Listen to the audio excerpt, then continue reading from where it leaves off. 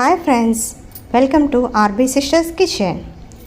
సొరకాయ పచ్చడి ఎలా తయారు చేసుకోవాలో ఈరోజు మనం చూసేద్దాం. వాటికి కావాల్సిన ఇంగ్రీడియంట్స్ ఇవే.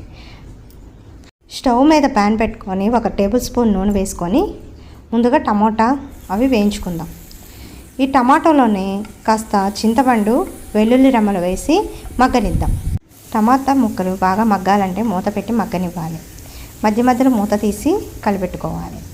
ఒక ప్యాన్లో వేరుశనగ పప్పుని వేయించుకొని వాటిని కాసేపు చల్లారనిచ్చి పొట్టు తీసి చెరుక్కొని పక్కన పెట్టుకోవాలి. టమాటా ముక్కలు బాగా మగ్గాయి. వీటిని వేరొక బౌల్లోకి తీసుకొని పక్కన పెట్టుకుందాం. అదే ప్యాన్లో మళ్ళీ కాస్త నూనె పోసుకొని పచ్చిమిరపకాయ ముక్కలు, సొరకాయ ముక్కలు కూడా వేయించుకొని పక్కన పెట్టుకోవాలి. సొరకాయ ముక్కలు కూడా బాగా మగ్గనియాలి. మూత పెట్టి మగ్గనియండి. బాగా వేగిన తర్వాత ఒక బౌల్లోకి మార్చుకుంటే సరిపోతుంది. ఫస్ట్ టైం మన ఛానల్ని చూస్తున్నట్లయితే ప్లీజ్ సబ్స్క్రైబ్ చేయండి, లైక్ చేయండి, షేర్ చేయండి, అని ఉన్న బెల్ ఐకాన్ని క్లిక్ చేయండి. అదే ప్యాన్లో కాసిని ధనియాలు, కాసంత జీలకర్ర వేసి వేయించుకోవాలి.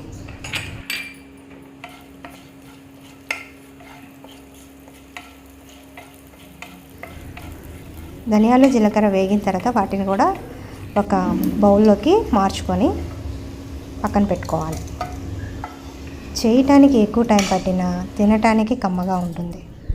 మిక్సీ జార్లో పొట్టు తీసుకున్నటువంటి పల్లీలను కాస్త ఉప్పు వేసి మిక్సీ పట్టుకోవాలి. అది కచ్చాపచ్చాగా మెరిగిన తర్వాత అందులోనే ధనియాలు, జీలకర్ర వేయించి పెట్టుకున్నాం కదా, అవి వేసి మిక్సీ పట్టుకోవాలి. వీటిలో పచ్చిమిరపకాయలు కూడా వేసి జస్ట్ ఒక రౌండ్ తిప్పండి. ఇప్పుడు సొరకాయ ముక్కలు మరియు టమోటా ముక్కల్ని వేసి జస్ట్ కచ్చాపచ్చగా మళ్ళీ మిక్సీ పట్టండి. ఇందులోనే కాస్త కొత్తిమీర కూడా వేసుకొని ఇంకోసారి జస్ట్ మిక్సీ పట్టుకొని పక్కన పెట్టుకోండి. అదే ప్యాన్లో కాస్త నూనె వేసుకొని తాలింపు గింజలు వేసుకొని తాలింపు వేగిన తర్వాత ఆ పచ్చడిని దాంట్లో వేసి జస్ట్ కలిపేసుకుంటే మనకి ఎంతో టేస్టీ అయిన సొరకాయ పచ్చడి రెడీ అయిపోయినట్లే. ఈ పచ్చడి మీరు ట్రై చేసి టేస్ట్ చేసి ఎలా వచ్చిందో నాకు కామెంట్ చేయండి. సబ్స్క్రైబ్ చేయడం మర్చిపోవద్దు. అలాగే లైక్ చేయండి, షేర్ చేయండి, పక్కనే ఉన్న బెల్ ఐకాన్ని క్లిక్ చేయండి. Thank you friends, thank you for watching. మళ్ళీ కలుద్దాం. బాయ్.